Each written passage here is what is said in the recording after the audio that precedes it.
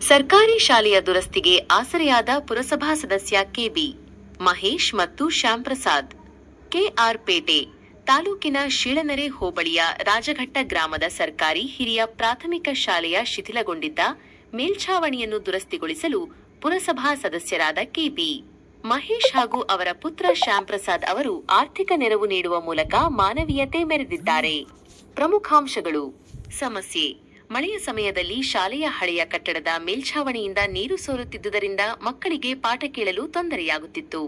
ನೆರವು: ಶಾಲೆಯ ಪರಿಸ್ಥಿತಿಯನ್ನು ಅರಿತ ಶ್ಯಾಂಪ್ರಸಾದ್ ಅವರು ಸ್ಥಳಕ್ಕೆ ಭೇಟಿ ನೀಡಿ ಮೇಲ್ಛಾವಣಿಗೆ ಬೇಕಾದ ಹೆಂಚುಗಳು, ರಿಪೀಸ್ ಪಟ್ಟಿ, ಇಟ್ಟಿಗೆ, ಸಿಮೆಂಟ್ ಸೇರಿದಂತೆ ಅಗತ್ಯ ಸಾಮಗ್ರಿಗಳನ್ನು ಒದಗಿಸಲು ಆರ್ಥಿಕ ಸಹಾಯ ನೀಡಿದ್ದಾರೆ.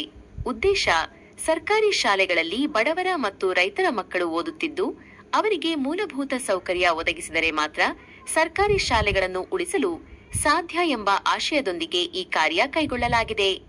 ಗಣ್ಯರ ಪ್ರತಿಕ್ರಿಯೆ: ಮುಖ್ಯ ಶಿಕ್ಷಕ ಬಸವರಾಜು, ಮಕ್ಕಳ ಸಂಕಷ್ಟಕ್ಕೆ ಸ್ಪಂದಿಸಿದ ಮಹೇಶ್ ಮತ್ತು ಶ್ಯಾಂಪ್ರಸಾದ್ ಅವರಿಗೆ ಭಗವಂತನು ಇನ್ನಷ್ಟು ಸಮಾಜ ಸೇವೆ ಮಾಡುವ ಶಕ್ತಿ ನೀಡಲಿ ಎಂದು ಹಾರೈಸಿದರು. ಎಸ್ಡಿಎಂಸಿ ಅಧ್ಯಕ್ಷ ಮಹೇಶ್: ಶಿಕ್ಷಣ ಇಲಾಖೆಗೆ ಮನವಿ ಸಲ್ಲಿಸುವ ಯೋಚನೆಯಲ್ಲಿದ್ದ ನಮಗೆ ದೇವದೂತರಂತೆ ಬಂದು ಸಹಾಯ ಮಾಡಿದ ತಂದೆ ಮಗನಿಗೆ ಗ್ರಾಮದ ಪರವಾಗಿ ಧನ್ಯವಾದ ಅರ್ಪಿಸಿದರು. ಈ ಸಂದರ್ಭದಲ್ಲಿ ಶಾಲೆಯ ಶಿಕ್ಷಕ ವೃಂದ, ಎಸ್ಡಿಎಂಸಿ ಸದಸ್ಯರು ಹಾಗೂ ಗ್ರಾಮಸ್ಥರು ಉಪಸ್ಥಿತರಿದ್ದರು.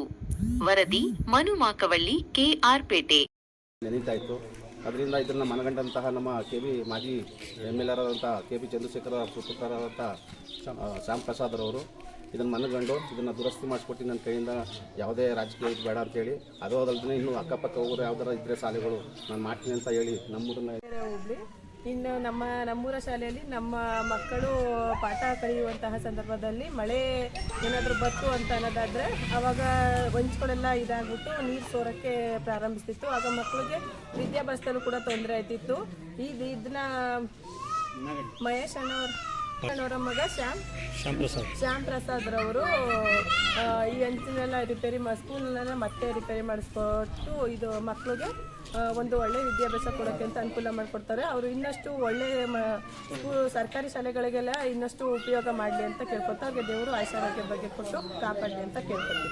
ತಮ್ಮ ಹೆಸರು? ರಾಣಿ.